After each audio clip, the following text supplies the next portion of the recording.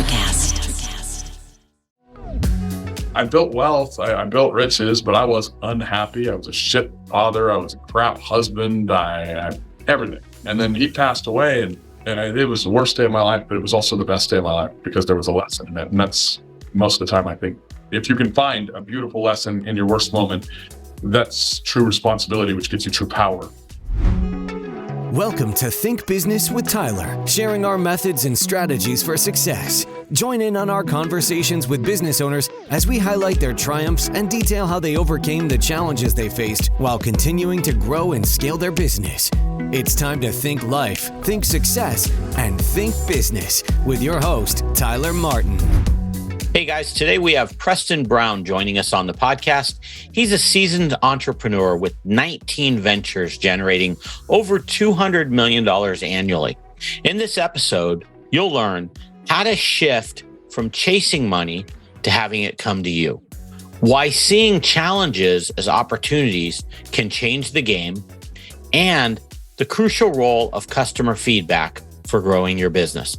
Let's hear from Preston now. Hey, Preston, welcome to the Think Business with Tyler podcast show. How's it going today? Amazing, Tyler. Thanks for having me. Yeah, thanks for being here. Hey, I wanted to get right into it. I wanted to learn a little bit about you. So maybe we could start out with you sharing what you do for a living and just a little bit about yourself. Sure, yeah. Well, I automate companies for a living now. And I think my pastime, somebody asked me my hobby the other day, and I coach other people on their companies and then hang out with my wife and kids and travel. So that's what I do for a living and a life. Start, I think, came, when I was 7 years old. My dad, beautiful guy, got cheated. That caused one of the first fights. We had a lot of love and no money, and he opened a business, got cheated, and sure enough, like that, as I watched it, made money the meaning of life. That went on for many years. Lost dad after chasing money, chasing business, getting rich in 2019, and regretted it massively. Wished I'd spent my time with him rather than chasing money. Completely curved my focuses around, shifted, went away from scaling, went away from building, went away from structuring, and moved into automating, which involves all those things, but it's not just all those things. There's other steps to it. And what was really funny is I'd been chasing money the entire time. And as soon as I went to automation, which is kind of this magic step where the money starts chasing you, and it's a way better process. That's hilarious. So there's so much there. So when you say your father got cheated, could you elaborate a little bit on that, just out of curiosity? Yeah, I grew up in a little trailer park in Canditillo. And of course, there's the life we had, which was hardworking guy, everything he had, he made with his hands. I mean, beautiful family, lots of love. And we watched these lives on TV. And, he started doing some side work for some wealthy people. And so we got to see a little bit of their lives. He was like, wait a minute, I can open a business. I can do what I'm doing for other people at this job where they're paying me, I don't know what he was making, $10 an hour, $12 an hour, whatever you pay like a metallurgical engineer that didn't have the engineer education, just was hard knocks, right? So fractions of what you get if you have the degree. It was like, I could open a business and I'm doing what all the engineers charge buku for. And he had one major client that worked him a lot. He didn't understand how to bill, how to collect, how to charge, none of those things. And of course, the debt stacked up. And there was more owed. My mom lost her job. We were already poor. Money ran out real quick. The fight came. We never had fights. There was never fights. And I don't remember everything that was said, but I remember it was loud. And I remember one of those cast iron frying pans, big thick ones, like flies at the wall of our trailer. And lodged it there for a second, clanked to the floor. Of course, I think I'm 7 years old, 6 years old. And I'm looking like, what the hell's going on? Yeah. And I do remember these words: a real man can feed his family. Go collect what you're owed or don't come home. Wow. And I was the charity case. I rode up with him. I went to a house not far from the house I used to live on up. And my dad met with this guy. My dad's 6'4". This other guy's 5'9". My dad could kill this guy with a napkin, right? And it goes from what I knew was going to happen to something different, which is how every story goes. I knew my dad was going to go in there, demand what he was owed. Yeah. And it didn't go that way. It went from asking to almost groveling. Mm-hmm. And the guy pulled some cash out of his wallet and handed it to my dad. But it might have been $50, $100. I don't know how much it was. It wasn't a lot. Right. And we drove down to a Smith's. It's an Albertsons now. And I rode back with a box of ramen noodles on my lap. My dad shut down his business the next day, got a job, gave up on his dreams. He chose to be my mom's husband. He chose to be my father, and he gave up on money. And that curbed me, man. I mean, that sent me into this, like, watching your hero get, like, smashed effectively. Yeah. And it curbed me, and it made money the meaning of life. And I became the most corporate, inauthentic piece of shit asshole you'd ever meet in your life. If you thought Donald Trump was an asshole, you would have hated me. I probably did the you're fired more times than he did. I built wealth. I built riches, but I was unhappy. I was a shit father. I was a crap husband. I everything. And then he passed away, and it was the worst day of my life, but it was also the best day of my life because there was a lesson in it. And that's most of the time, I think, if you can find a beautiful lesson in your worst moment, that's true responsibility, which gives you true power. And I looked around on my family and all these other people that I loved, and I was a love bug. I just had this shell that I built around money being the meaning of life. And I was like, man, I want to spend time with these people. I hated myself. I was mad at God. I was mad at him for leaving. And then I realized, I was like, I'm chasing money, and it doesn't mean shit. My dad was right. He gave up on money immediately. And that's why he was my hero. He was the best dad imaginable. And, I didn't want to give up the businesses. I learned a lot about, formulaic business development, growth, all this. And so I was like, well, I wonder if I can automate these. I wonder if, instead of worrying about scaling and the next big thing, what if I can create a regenerative growth machine? And my mom was always a psychology gal. Like, she eventually did really well, went to school, got her degree, became a counselor and a therapist, and worked in the school districts. And she would always say, figure out the game, you'll learn how to win. And that has been one of the most true statements in my life. This is a game. There's always a game. If you play by the rules and you learn the patterns, you can not just learn the patterns and do well, but eventually you can start creating the patterns. Like everybody's heard think outside the box, right? Well, the presupposition there is if you're inside the box, you're a little dumber than the guy that thinks outside the box. Well, there's another level. What if you could build boxes for other people to think in? And there's this whole secret to automation when you start diving into this that becomes this clarity and this power and also a huge, I'm just going to say, value add for everybody around you. I mean, when you're creating better products and you're creating great cultures where people just absolutely love their work, love what they're doing, that's going to emanate out. The customers are going to love the product because they love working with the people. They love the results of the product or the service. Like as you're creating things, I think about it. I mean, I'm Christian. I don't push my religion on anybody. In fact, sometimes I'm a little scared when somebody says I'm Christian because I'm like, oh, what do you want? I'm Christian, and one of the things that one of my favorite lines in the good book is, "I made you in my image," and I'm like, okay, so if you made me in your image, then creating things is what I should be doing. I shouldn't be earning things. I should be creating things. So I look at earning money as slavery, and creating wealth, because that's what I think God did, as the way that we should all try to find a way to be in. Not necessarily just wealth. I mean, some people need to go create happiness. Some people create art. Some people create music. You're a business guy, create wealth. Sure. There's a couple questions for you, man. There's just so much to unpack here.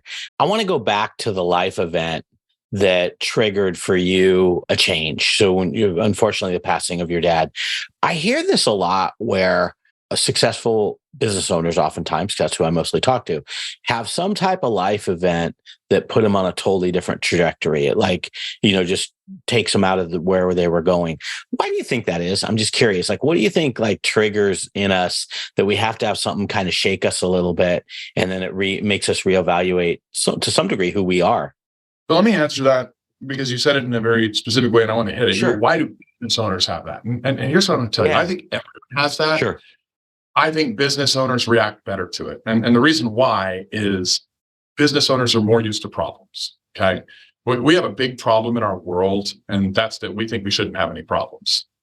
I think problems are gifts. I think a sale, if a company makes a sale, it's a solution to somebody's problem. That's why they buy it. I mean, people only buy things to improve their life or get out of pain, which improves their life, right? So every sale is a solution, which means every lack of sale, there's a problem that still exists. Business owners, entrepreneurs are constantly dealing with problems. So when we have problems, we underwrite them a little differently than people who are not entrepreneurs, who don't understand risk and reward and the relationships between them. And so we business owners look at problems and many times often find the gift, the silver lining behind that failure. I mean, I think, there's two meanings of life that kind of marry each other, right? And one is love is the meaning of life, and the other is problems are gifts. And it's almost this paradoxical thing, but I mean, almost going back to my faith, if God liked us, why would he send us here? The good book says God loves you. Why would he send us here? Where the leading cause of death for women over the last 40,000 years was childbirth. So that means children are problems. And the best moments in life are overcoming adversity. And adversity is another word for problems. And if we do go to heaven when we die, we have to die to get there. So that's a freaking problem. So you're like, wait, what the fuck? Why, if you liked me, why would you send me from the perfect place here? And what if it was to figure out a way to be loving despite problems? And I think entrepreneurs get more practice having problems. And we learn and we're rewarded by having problems and learning that on the other side of that problem, we just push through it a little further. There might be something we can learn, earn, or create out of it. But we all know that without soil, you're not going to grow a garden. And if we get real politically incorrect and think about it, soil is shit.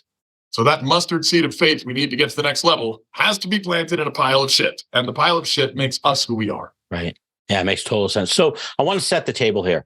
So you've had 18 businesses. I don't think you have them currently all 18, but I know you have. No, I have 19 now. You have 19 now. Sorry. So you do have 19. Oh, you're good. You're good. So I kind of want to set the table on the 19 businesses, and then where I want to take this, because I know people are on the edge of their seat trying to understand this automation thing. So I want to kind of break that down into who does that apply to? Is that all businesses? And then obviously automation is probably the end result. I kind of want to get to what are the steps to get to automation. But before I do that, let's talk about your 19 businesses, which blows my mind because I think it really gives you a lot of credibility as we get into this automation stuff. What type of 19 businesses do you run? And just kind of tell me a little bit about how do you even get to 19 businesses? So, I mean, look, it's evolution, not revolution. Okay. I did not start with 19 businesses. I meet people all the time. They're like, oh yeah, I have 6 businesses. And I'm like, okay, are you making any money? And they're like that parent that was a shit parent that, hey, I'm a shitty parent. I'll have more kids. Wrong idea. Okay. So like, and I did that too. And I made that same mistake. And I wound up with like 7 businesses and 1 made money and I was feeding 6. And I was like, it's always like bouncing depending on where the economy went. And then I went backwards and I really focused on one. And I got one really big. And my largest is a home building company. And everybody talks about vertical integration. Okay. Well, there's also horizontal integration. So I don't only own, it's not the one I started with, but I started my home building company. I bought it 5 years ago. It's a failed business. And I used my formulas to put it together. All my other businesses were partnerships and this, that, and the other. And I'd automated them to a point, but I couldn't push necessarily my partners to go to where I wanted to go. So I was like, hey, man, I'm good at this. I want to do this. And I bought this home building company and we just blew up. Like we're now the largest home builder in El Paso, Texas. We're building not more units, but more square footage than anyone. And our profit margins, according to our lenders, are about 5x what our competitors are. And I have enough friends and clients at the billionaire level that I know how to invest properly and avoid taxation, which gives me a lot of abilities to reinvest more in my business, et cetera, et cetera, et cetera, compounding. That has turned into being able to really do well with a real estate brokerage, a title company, a materials distribution company, a home warranty insurance company, a hard money lending company, a couple of different funding companies. The hard money lending company is a brokerage. I've got funding companies. So I've got all these like vertical and horizontal integrations. And then sometimes you just have fun. Like I opened a travel and events company. And let's see, I've got my picture here of me with one of my mentors in the past, Tony Robbins, and I've got a letter next to it. I wish I could grab it and I'll show it to you, where they actually sued me because I guess I became a competitor. I never intended to piss them off, but like, you just do all these things. You're kind of vertically and horizontally integrating everything. Like there's always a need. One time I had a pool issue. Like I'm a builder, right? So I was like, I want a pool in my personal home. I hired a pool contractor. Like I didn't finish. It was COVID. It was like 9 months in. So I was like, all right, bro, you're fired. And I finished the pool. And then I tried to find a guy to service my pool. And they were as disorganized as all the pool contractors. So I was like, all right, I'm starting a pool servicing company. Now I have like the premier pool servicing company. 2 years later, we've got a couple hundred accounts, couple hundred clients. Like we've got a software, we've got a team, we've got a bunch of trucks. I put 150 grand out, it's spitting out 10 grand a month. So with 150 grand invested, I'm making 120 a year. It's not a lot to brag about, but that's not a bad ROI considering my pool is serviced really well. My clients are happy. And one day we'll turn that into a company that actually builds pools, which will really go well with the home building company. Yeah. So it's as you make money here, you might as well compound it in other areas that are related to it. If you have the ability to structure it well, to have great people, to organize things. I mean, businesses are made up of like 6 different decision buckets, right? Like any problem you have is going to wind up in a problem with price, product, people, place, promotion, or process. Those are the things you can adjust. I'm always measuring in a business culture, clarity, capacity, and cash, and then adjusting one of those things. And when I'm measuring culture, clarity, capacity, and cash, I'm looking for alignment, simplicity, path of least resistance, and foresight, or if it's a large company, forecasting, like sometimes economic data. But those three things all track up to just be efficiency. I mean, efficiency is the single greatest goal in a business. There's no such thing as a recession if you are efficient. And so my companies all grow during recessions. I love recessions. Like when everybody else is held down, I rise up because I don't have to deal with all the loud competition that doesn't understand that it's called a firm. A business is called a firm. And what they really have is limps. I mean, if it's called a limp, trust me, your customer ain't happy. Try it with your wife. A limp will never get you as far as the firm, right? So, I mean, you start thinking about this, and Warren Buffett, I think, said it best. When the tide goes out, you find out who's wearing, swimsuits or not. And so efficiency is the key, but efficiency is different at every stage. So I built these 7 stages, Tyler, of entrepreneurship, where I started realizing, oh, wait, you know what? There's this kind of stage right here where in the beginning, like people can't get off the boat, they can't jump off the fence, they can't dive in, they have mindset issues. Once we overcome that, then at that stage, at that entrepreneur stage, we get them into the startup phase. Well, the startup phase, so we have to have an efficiency of knowing that 3 things. You know what? There's gold out there, I can get it, and it's worth it. Like the price I'm going to pay is worth it. Like if you can get to those 3 different points, that's going to get their mindset solved. They're going to take action. Then you get into startup. Startups don't make money. They just don't. Like everybody's like, oh, I'm gonna start a business and be free. No, you're not. Like you can get there, but it's a staircase and you have to walk every step. Like if there's 7 steps on a staircase, if you do that in 1 step, you're doing the splits. And that's if you're tall. So that's not a way of traveling. That's a way of falling back down, right? Right. And so the startup has to get an efficiency in how do I get the most value projected out, buy into the right niche customer, learn the litmus test of a company, which is I must be productive, I must be profitable, and it must be my purpose. Like, and when it's your purpose, you're passionate about it. When you're passionate about it, it'll actually work. Like everybody will go say, oh, you got to hustle your way to success. Dude, you don't have passion, you will not hustle. Right. And so period. So it's got to be those 3 things. If it hits those 3 litmus test items, your startup will work. You'll find that right niche customer. You'll probably find 2 or 3 or 10, and you'll need to refine back from a few. You'll have the right value proposition product, and then you'll start making a little money. It might be depending on the type of business and how much is needed to put into your balance sheet. Like, your pool servicing company, we're going to need to buy 10 trucks. Okay, well, it's COVID. Trucks cost 20 grand each. You're either going to stair step that up or put in a couple $100,000 or borrow money or whatever, right? So there's pieces that you have to put in. Some businesses are all service business. There's not a need to buy equipment or get materials to manufacture something. So it's literally like, how many houses can I sell if I'm a realtor? Well, it's can you make a good sales pitch? Great. Okay, then you can get 10 listings. There's no cost other than you driving to that other listing and spending your time and having a better pitch than the next guy. Okay, so that business is way easier to scale without the cost, and you can make it profitable faster. But anyway, so once you start getting profit, you get out of that startup phase, which is step 2. Then you go to operational entrepreneur stage. Hey, wow, I'm making some money, but I'm not free. I have a job. In fact, this is like slave labor because you thought you were getting here for freedom. You're working 18 hours a day. You have mastered the art of being exceptional, right? And you have to be exceptional to get into business, but you have to be optimized to stay in the business. So at this stage, the problem you're solving is, how do I optimize? How do I not be the crap parent that has too many kids and then gets pulled in way too many directions, chasing every opportunity?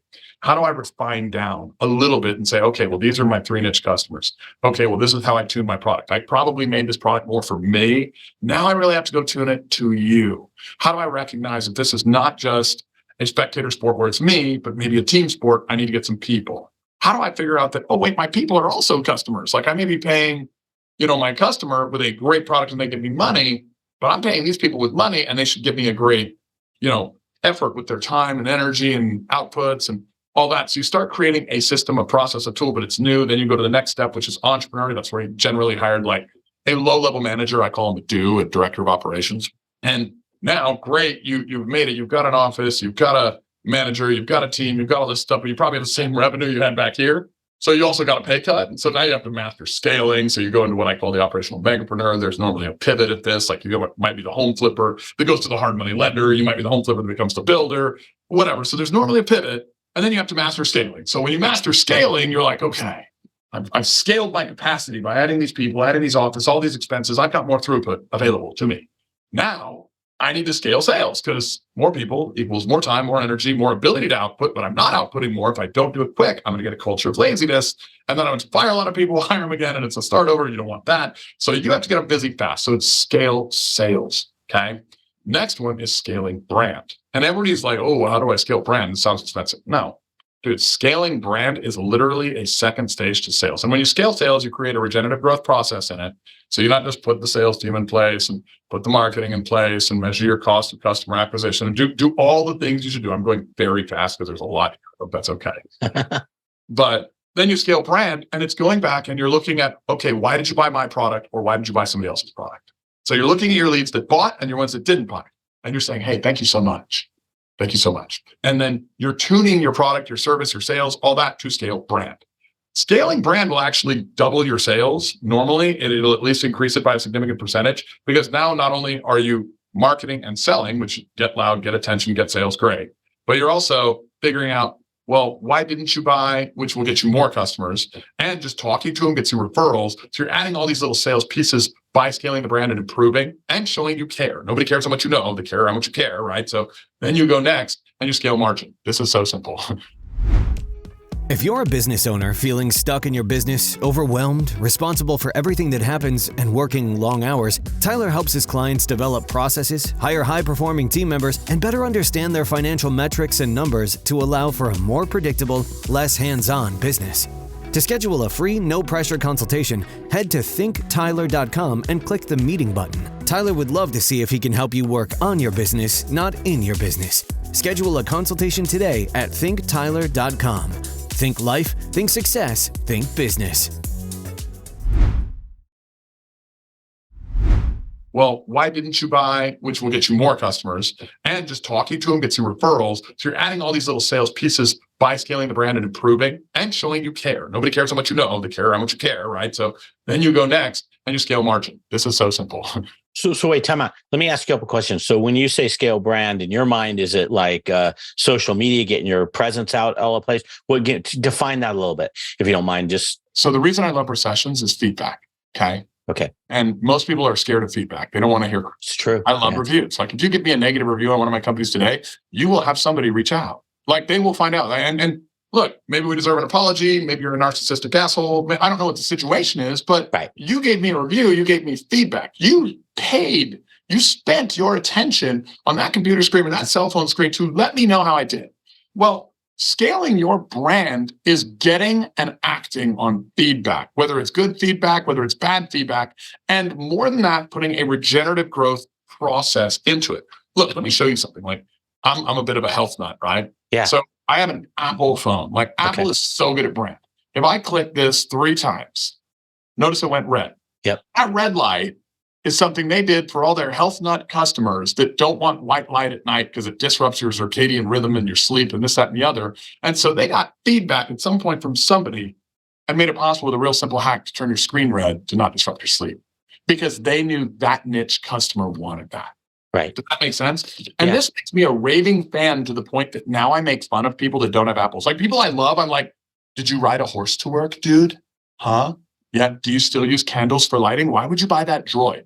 Because even though in many ways droids are better, that Apple phone to me is so much higher quality because they hit my needs. Not that they're better in all these computer savvy ways or whatever, that might be somebody's needs, but my needs. So brand is feedback. Then you go after that, and I hope I answered your question. You did. Great. You go to scaling margin. Now, margin is so easy. It's so easy. Once more people are coming to you, you need to raise the price. Why? Right. Because your people are busier and people expect to pay more for better products. And if they know you care, they'll pay more. Like I think I pay $1,000 to $1,500 every time I buy an Apple phone. My buddy in Israel was like, holy smokes, that's a lot of money for a phone. Like you can buy this for like 600 or this for like 200. And I was like, yeah, but I wouldn't buy that. Like I have a higher standard than that pile of crap Chinese phone you're talking. And he's one of my best friends. I respect him for buying his pile of crap phone, but it's a pile of crap. I wouldn't buy that. I will buy the thing that I expect to pay more for. Okay. So scaling margin is just raising the price. It does not cost them $1,500 to make my cheap phone in China. Look, Mr. Cook is a smart guy. He understands scaling brand. He meets my needs, raises the price, increases his throughput. And then you go last. Okay. So you go sales, brand, margin, which is just raising the price and then measuring what that did to your sales and your brand and seeing how much more capacity you need and how much more you need to add. Okay. And last, you go back to capacity. And this is really the one where you're like, okay, well, we might have some processes that we need to refine down. Everybody thinks that we're going to build this big, efficient business. That is a lie. That is a dumb thing to think. You're going to build a big, inefficient business and you're going to refine it down. So part of scaling capacity is, hey, that employee's not working. I'm going to measure them. I'm going to try to improve them. If they don't work out, I'm going to let them go. I tell all my employees, like, dude, if you went to Walmart and bought a TV and you paid for that TV and it didn't work, would you return it? They're like, yeah. So I've given you less than 10 things that I need executed really well, and you get to make 50 or 100 grand a year or whatever for these 10 things that I want executed really well. I'm not going to go put a million things on your job description. I don't need to tell you to put your fucking pants on. I have 10 really good things, sometimes 5, and you're going to make this money. If you don't do this, I don't want you to be mad at me if I return you no different than you would with that TV. I will release you back to the market and you can go not do shit for some other idiot that will pay you, because I'm not going to pay you for not doing what you should be doing, what you've agreed to do. And so in capacity, you're measuring who's doing what they should be doing. Is the product working well? Do you need to maybe add a few people? Like sometimes it's just like, hey man, I'm doing more than I can. Who needs to be promoted? Like which people are setting a new standard? And so you kind of go back and you measure all your people. There are those who try to manage, Tyler, and then there are leaders. Leaders measure.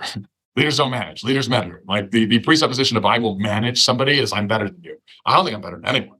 Like my pocketbook might be bigger, but that's based on my decision-making ability, not me being better. I think God made us equal, but I measure like a maniac. I am maniacal about measuring. I'm maybe OCD about it at some points, but it actually helps me improve. Right. But then I also love people. So I'm like, okay, how can I improve while making sure you improve? And so you keep doing these 4 steps.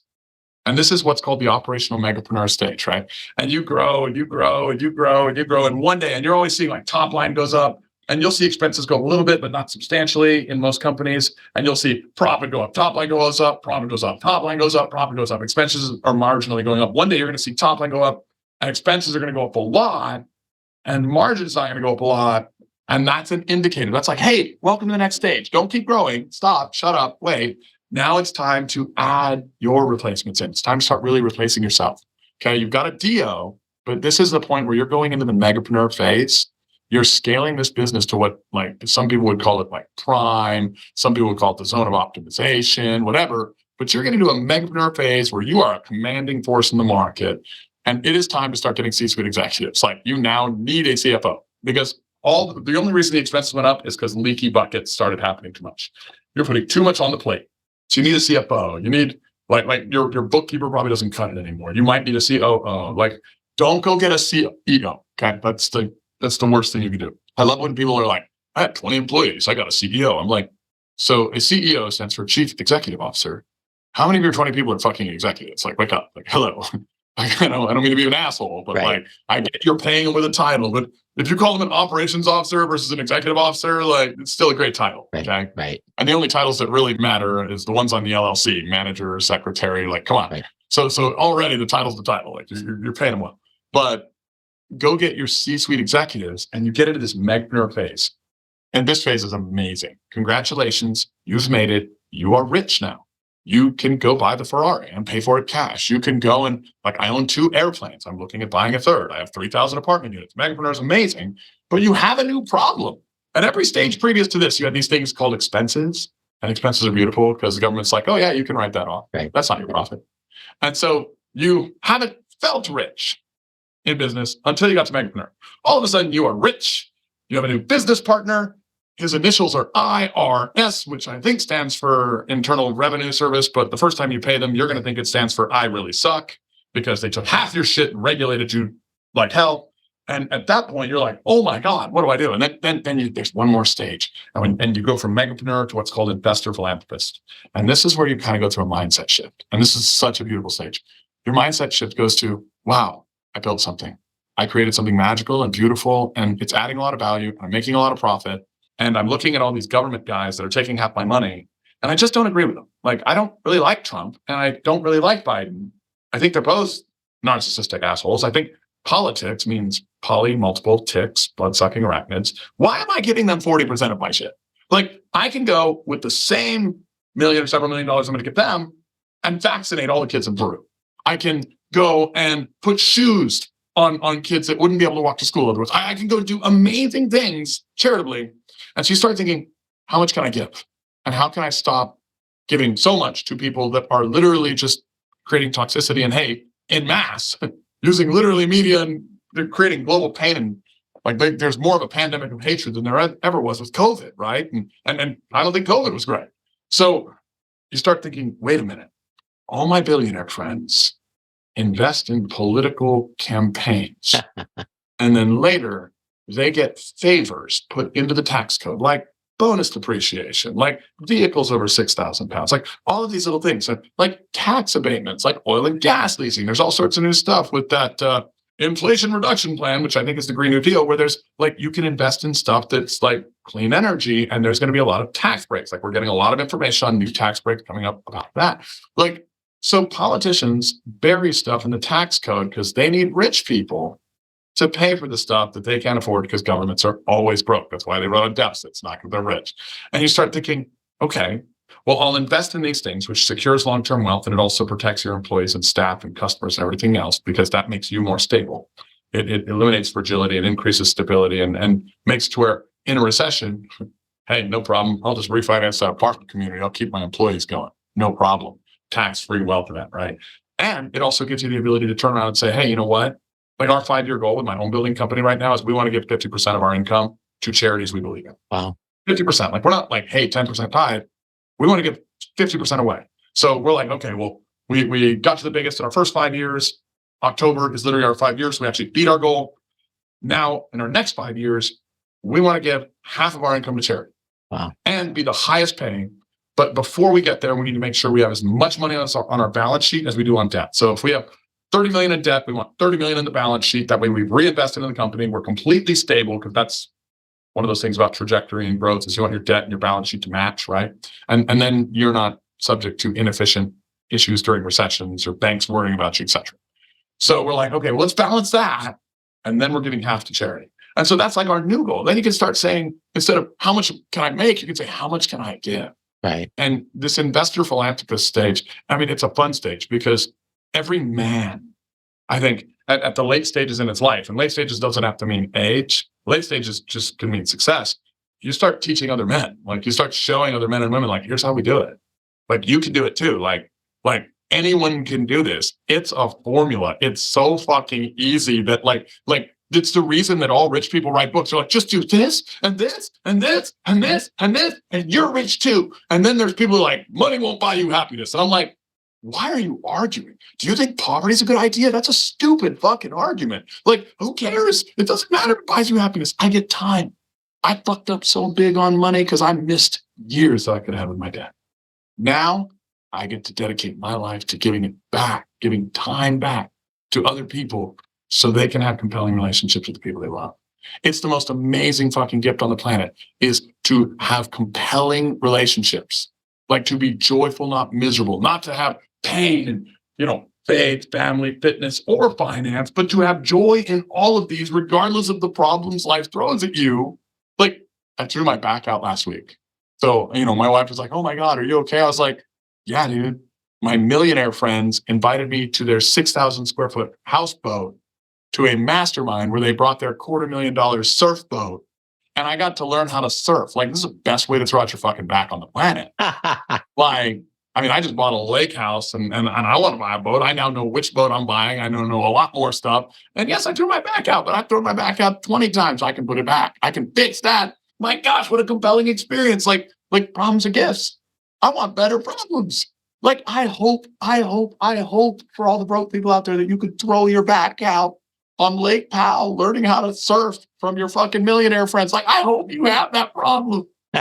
Hey, I got a couple more questions. Yeah. So let's wrap up on the automation thing. I think you've covered pieces of it. What defines the automation of the business? Is it all these steps that we talked about, or is there some way you can summarize that for us? Because I'm just real dying to hear that part. Yeah. So automation is when your business becomes an asset. Okay. And so those steps are the staircase to automation, because your C-suite executives are your replacements. Got it. Like, I now have a CEO. A CEO replaces me. Now, it doesn't mean I'm gone. Like, I'm still a co-CEO because I have certain gifts. My CEO has certain gifts, but I have bought back my time. I can pay that person hundreds of thousands a year plus bonuses of up to millions a year. And they run everything. And I don't have to do it. But they have C-suite executives under them, management teams under them, like teams under them, measurable KPIs every week and every month that they're looking So there's processes. And I mean, I think the meaning of business for most people is not to go create a job. It's to go create an asset.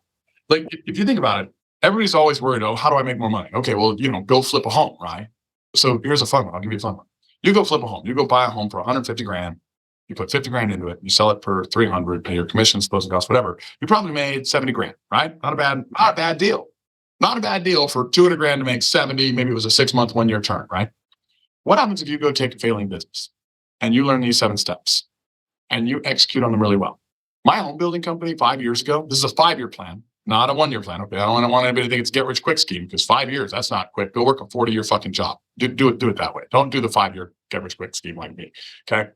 You go buy the failing company. I got paid 50 grand to take my company. I absorbed 300,000 in debt. I followed these 7 steps. Okay. That company right now, projected over the next year, can make $30 million if we do everything right. If I go look at sales of existing companies that have sold similar to mine, I can exit on 6 times EBITDA. So what does that mean? It's a $200 million company.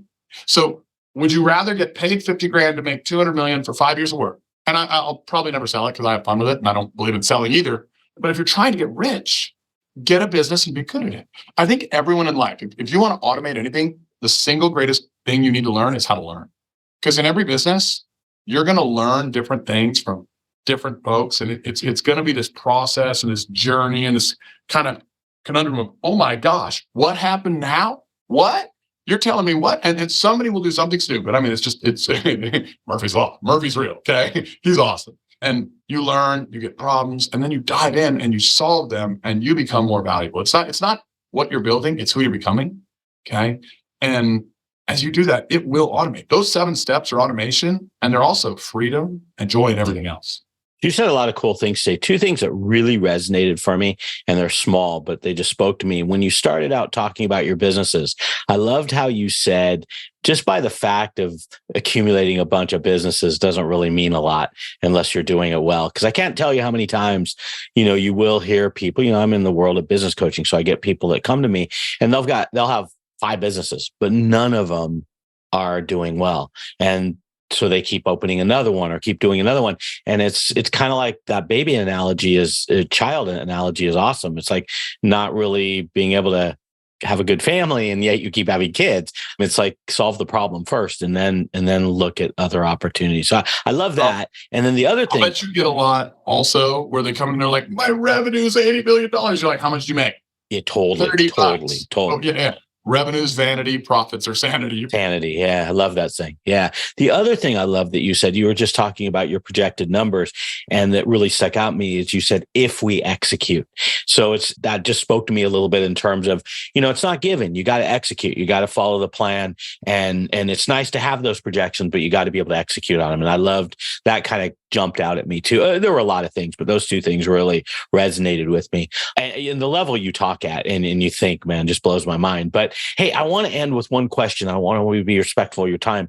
I'd love to end with a question around either a life tip or a business tip, something that you've on your journey have learned that you could share with us. Does something stand out for you? Sure. I've got one thing that maybe will sum up my entire talk. Okay. And it's what every billionaire I've ever talked to talks about. It's what every radically successful, whether it's money, faith, whatever, they all talk about the same thing. And this is where 99% of your listeners and frankly, Earth fails. Everyone thinks ownership is about possession. It's not. Ownership is about responsibility. The moment you have responsibility, you have power. The moment you give away your responsibility and you start thinking it's about possession, you've lost power and somebody else is about to own what you have. Wow. That's powerful. I get it. That makes a lot of sense. Hey, so your website, theprestonbrown.com, one more time, theprestonbrown.com. I'll put this in the show notes at thinktyler.com. If people wanted to reach out to you, anywhere else you'd like them to go? Yeah, I mean, my website's a great place. It's attached to all my social medias. You can get me through there. You can get me through my Instagram, my Facebook. They're all the same, Preston Brown. And, I hope to connect with folks. I mean, anybody that has questions, shoot them wherever. Awesome. And what's your client profile? You work with clients now in terms of helping them grow their businesses. Is that correct? Yeah, I have 2 client profiles. We have an offer on my website which is theprestonbrown.com, and it's a $2,000 package. And you get me on a live Zoom every Friday, or one of my coaches and mentors every Friday, but I'm on there a ton, for a year for $2,000. And that's where we solve the finance issues. Life's about faith, family, fitness, finance, right? So for $2,000, you get into this group, it's a group Zoom, and you will get direct engagement. We will solve your business problems. It is the stupidest deal we've ever given because it's so valuable, it's not even funny. That program eventually graduates and you get an invite potentially to Your Best Life. And it's another website I have, yblnow.com or yourbestlifenow.com. I don't even remember which one the website is. We don't market. We don't do anything. There's 5 different billionaires in the group. Most of the folks are decamillionaires, centimillionaires, and we put on these crazy, amazing trips. We bring out speakers like we had Dr. John Gray, who wrote Men Are From Mars, Women Are From Venus, go with our group to Rwanda on a gorilla trek and spend 4 days in one of the most magical places on earth. And so you get to hang out with those who have earth and become one of the world changers too. So I have 2 client profiles, the ones that want to get there and the ones that are there. And honestly, the only difference is one thing. And who knows, maybe this will crown out our talk today. The word believe is a root word that comes from the words be, love. And that is the difference, is the ones at the top have figured out how to believe. And the ones at the bottom haven't figured out how to believe in themselves. Does that make sense? And everything else follows, bro. Yeah, that's awesome. Well, Preston, thank you so much for your time. And thanks for sharing your wisdom. Really excited to publish the show. I know people are going to get a lot out of it.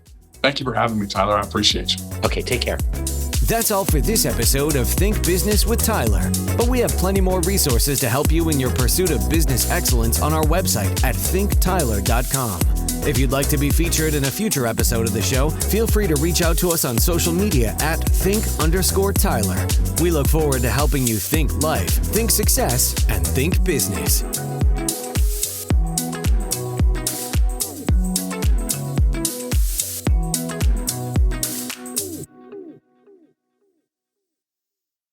Welcome to Transforming 45, the podcast that celebrates the incredible power of passionate voices. I'm your host, Lisa Boat. Join me in conversation with heart-led humans who share their deeply personal stories of transformation. Transforming 45 is here to uplift, connect, and remind you that it's never too late to write your next chapter. So get ready to be inspired, empowered, and transformed. Join me in this community where through powerful storytelling, we heal and reclaim our inherent magic.